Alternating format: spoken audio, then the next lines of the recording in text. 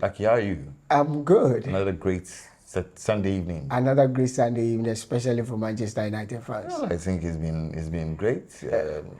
Arsenal put their unbeaten record on the line, and Obviously, I United mean, proved when to them. when when when it's always been about Arsenal and Manchester United, it's always been about the mentality. I'm pretty sure that people who have watched us in the past.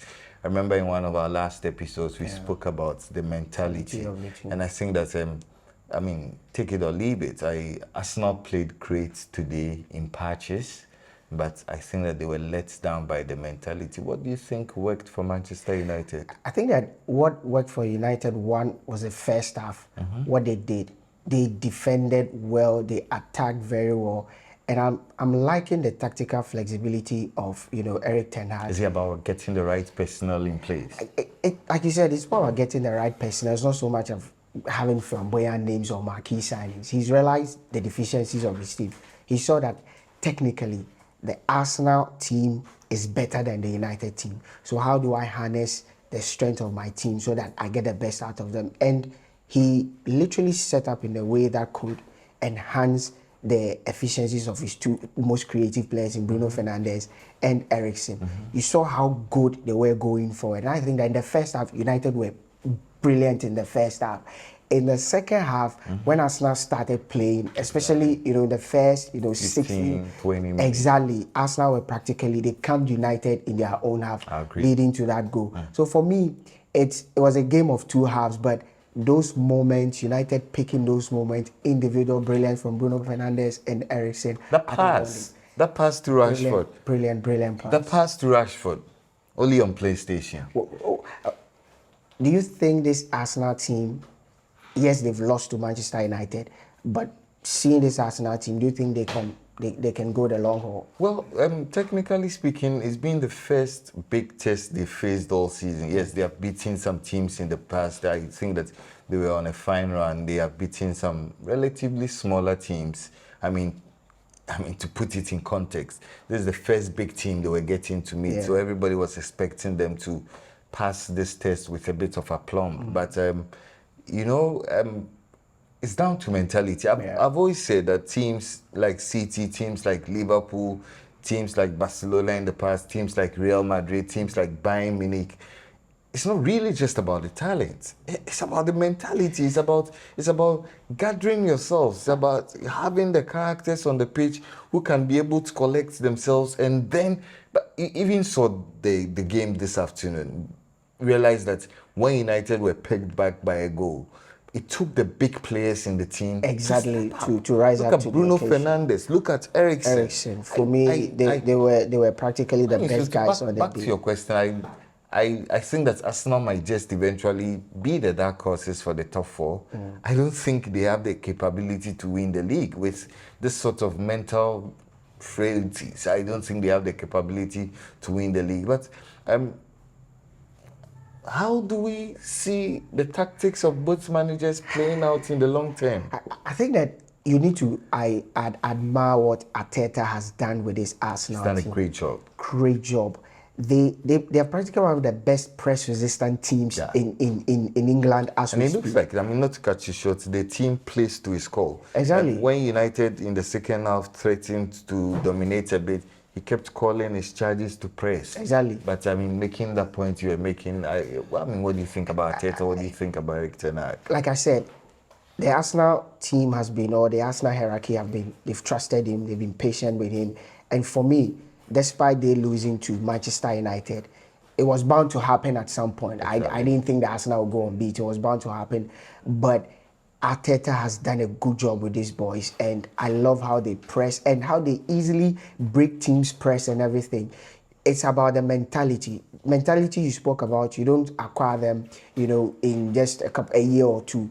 It's something that you acquire over a period of time. I'm sure after some 2-3 seasons from now, we'll be looking at Arsenal and saying this team has matured and they have that mentality to, when the pressure is on them, they'll be able to.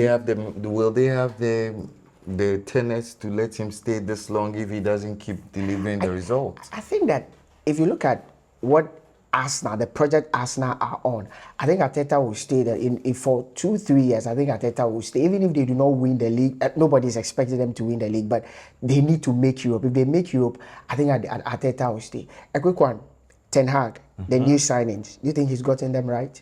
The miracle worker. You still see him as a miracle worker? I absolutely think that Ten Hag has been the miracle worker. Yes, I mean, lost the first 2 games, 2-1 against Brentford, 0-4 against Brighton. But I think that if you look at every Ten Hag sign, from Malacia to Lisandro Martinez to Christian Eriksen and now to Anthony, I think that one thing is evident in all of them. The judgment of the manager cannot be questioned this far. I am not saying that maybe in the long goal they go in and become established, but you look at the sort of energy somebody like Malacia, people like Malacia. Today Saka had a field day with him.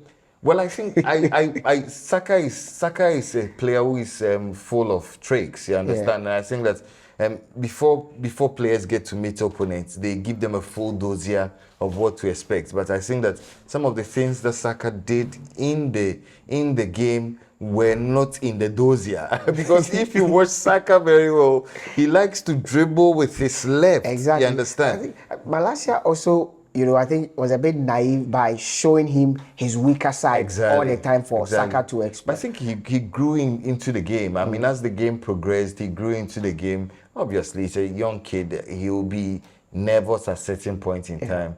But I think that once again, the defensive partnership of Varane and Martinez, they are growing to become one of the formidable defensive partnership in the EPL. Quick one before we wrap up.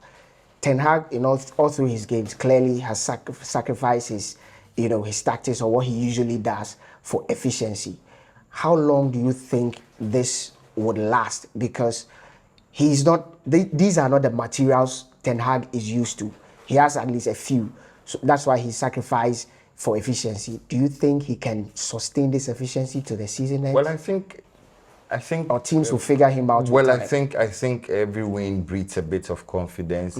It gives the manager and the technical team a breathing space to maneuver their way and try to establish their plans. I think that what this does is that it gives Manchester United room for adaptation. I think that as the team progresses, as the season goes on, United will play better than they have played in the 4 games. Obviously, Ten Hag has a playing style, and I think that it will come with time. But I mean, I agree with you. I agree with you. Both teams, I think they sold the EPL very well. For the neutrals who watched the game this afternoon, I think everybody was impressed. But it was a good game. He's the miracle working man. Hopefully, now United are the team to beat in the Premier League. So hopefully, we see what happens from next week. All lips are sealed. All right, guys. So as always, we say this is Sports 101. Subscribe to our channel, comment on our videos. We are doing this with you as always. Is Kofi Asiedu. And we are shooting from the beautiful studios of Art Focus in Anaji, Takrady, Ghana. All right, we see you again. Bye.